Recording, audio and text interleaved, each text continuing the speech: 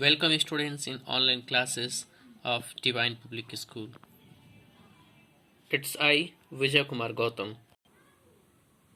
In this video students, I am going to cover class 10th English textbook First Flight. Chapter 2nd, Nelson Mandela, Long Walk to Freedom, written by Nelson Mandela. At first students, summary into Hindi. 10 मई का दिन था। मौसम चमकीला और साफ था। लेखक के पास शुभकामनाएं देने के लिए दुनिया के काफी नेता आ रहे थे। यह उद्घाटन से पहले था। वहां उद्घाटन दुनिया के महानतम नेताओं के जमघट का एक स्वरूप था। प्रेटोरिया में एक बड़े खुले स्थान में उद्घाटन कार्यक्रम हुआ। वहां पर दक्षिण अफ्रीका की प्रथम गैर मुड़ सरकार का संस्थापन करना था। उस दिन लेखक अपनी पुत्री जेनानी की संगत में था। सर्वप्रथम मिस्टर डी क्लार्क को द्वितीय उपराष्ट्रपति की शपथ दिलाई गई। फिर थबोम्बिकी को प्रथम उपराष्ट्रपति की शपथ दिलाई गई। तब लेखक की बारी थी। उसे राष्ट्रपति की शपथ दिलाई गई। उसने संविधान की रक्षा करने और उसे मानने की शपथ ली। उसने व्यक्तियों की भलाई के प्रति लगाव रखने की भी शपथ ली। लेखक ने नई उत्पन्न हुई स्वतंत्रता के बारे में बोला। उसने सभी अंतर्राष्ट्रीय मेहमानों का धन्यवाद दिया। उसने कहा कि वे उसके देशवासियों के साथ होने के लिए वहां आए थे। यह न्याय, शांति और मानव सम्मान के लिए आम विजय थी। उसने अपने देशवासियों को गरीबी, दुख और भेदभाव से स्वतंत्र करने की शपथ ली। जेट कुछ क्षणों पश्चात दक्षिण अफ्रीकी रंगीन जेट और हेलीकॉप्टर वहां यूनियन की बिल्डिंगों पर उड़े। यह नई सरकार के प्रति उसके प्रजातंत्र के लिए सैनिक वफादारी थी। फिर अपनी छाती पर तमगे लगाए हुए मिलिट्री के उच्चतम जनरलों ने लेखक को सलाम किया। उसने सोचा कि काफी वर्ष पहले उन्होंने उसे गिरफ्तार कर लिया होता। लेखक के लिए दिन को 2 राष्ट्रीय गानों द्वारा प्रतीकात्मक किया गया। गोरों ने नकोसी सिकेलल गाया और कालों ने डाई स्टैम गाया। ये गणतंत्र के पुराने गाने थे। उद्घाटन के उस दिन लेखक ने इतिहास के बारे में सोचा। पहले दशक में दक्षिणी अफ्रीका के व्यक्तियों ने अन्य काले व्यक्तियों के साथ अपने भेदभाव समाप्त कर लिए थे। उन्होंने अपनी श्रेष्ठता के सिस्टम को भी बना लिया था। यह सर्वाधिक सख्त समाजों का आधार था। अब यह व्यवस्था समाप्त हो गई थी। अब यह व्यवस्था जो सभी व्यक्तियों के अधिकारों और स्वतंत्रता को पहचानती थी। हजारों व्यक्तियों की कुर्बानियों के पश्चात यह शुभ दिन आया था। लेखक ने स्वयं को उन सभी व्यक्तियों का निचोड़ माना। उसे कष्ट था कि वह उनका धन्यवाद नहीं कर सकता था। रंगभेद की नीति ने उसके देश और उसके व्यक्तियों के अंदर काफी समय तक रहने वाला घाव उत्पन्न कर दिया। इस नीति ने महान स्वतंत्रता सेनानी उत्पन्न किए थे।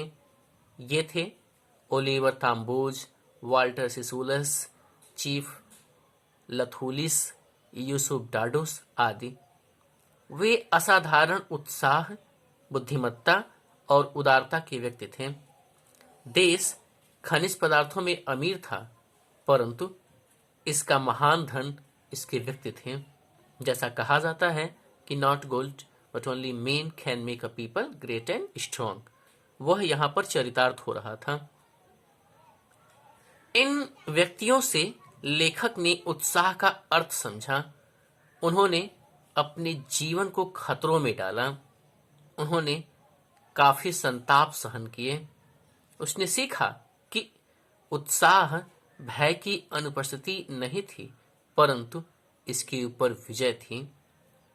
लेखक कहता है कि कोई भी व्यक्ति रंग और धर्म के कारण दूसरे व्यक्ति से घृणा करता हुआ जन्म नहीं लेता। इन्हें प्यार करना सिखाया जा सकता है। प्यार मानव दिल में प्राकृतिक रूप में आता है।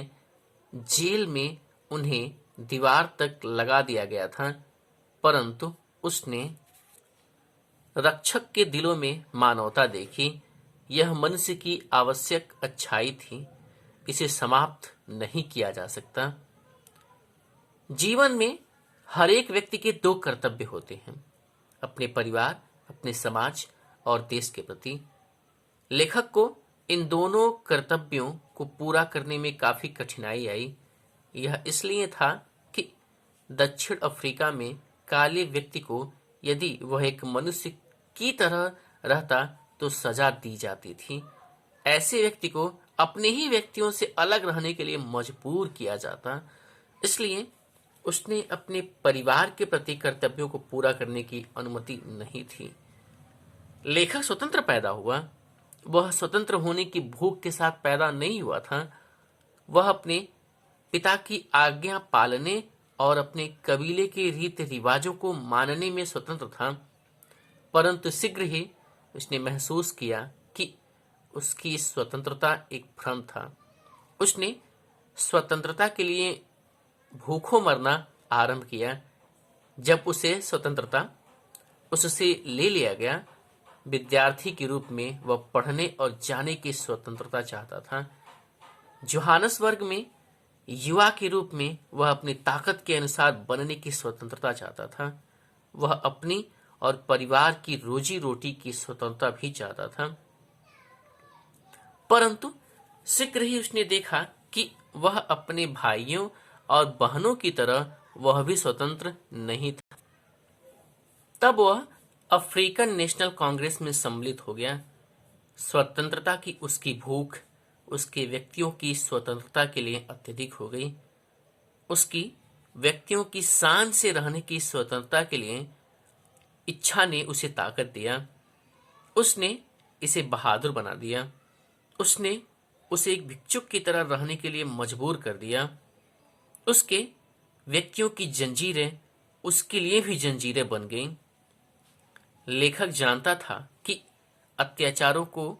अत्याचार सहन करने वालों की तरह स्वतंत्र किया जाना चाहिए।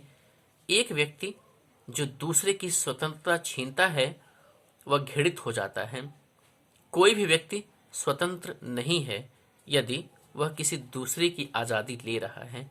दोनों अत्याचारी और अत्याचार सहन करने वालों से मानवता छीन जाती है।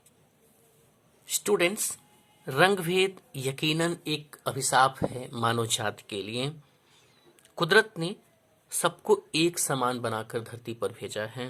सभी उस परमपिता परमेश्वर की संतान हैं। इसलिए सबका यह मानवीय दायित्व और कर्तव्य बनता है कि हम समाज को एक सूत्र में पिरोकर समाज को नवीनतम ऊंचाइयों तक ले जाने में एकजुटता, एकरूपता का समन्वय परिचय दें। कोई भी व्यक्ति किसी भी व्यक्ति से किसी भी आधार पर भेदभाव ना करें। जातिगत, रंगभेद या आय के स्रोत के आधार पर। क्यों ना हम एक ऐसे मानवीय समाज की कल्पना करें जिसमें सभी बंधु एक समान हों, सबके दिलों में सबके लिए समानता, बंधुत्व, अपनत्व और मानवता की श्रेष्ठतम भावनाएं हों। ऐसे परिदृश्य की परिकल्पना मात्र ही हमारे अंतःकरण को झंकृत कर देती है। ऐसे राष्ट्र की, ऐसे मानवीय समाज की, ऐसे दुनिया की कल्पना और इसका सजीव रूप देना हम सभी का परम कर्तव्य बन जाता है। स्टूडेंट्स, इस चैप्टर के अंत में आपके लिए होमवर्क है कि आपको इस चैप्टर की समरी प्रिपेयर करनी है, at first into Hindi and then into English। अपने नेक्स्ट वीडियोस में मैं इस चैप्टर की इंग्लिश समरी भी आपको प्रोवाइड करूँगा।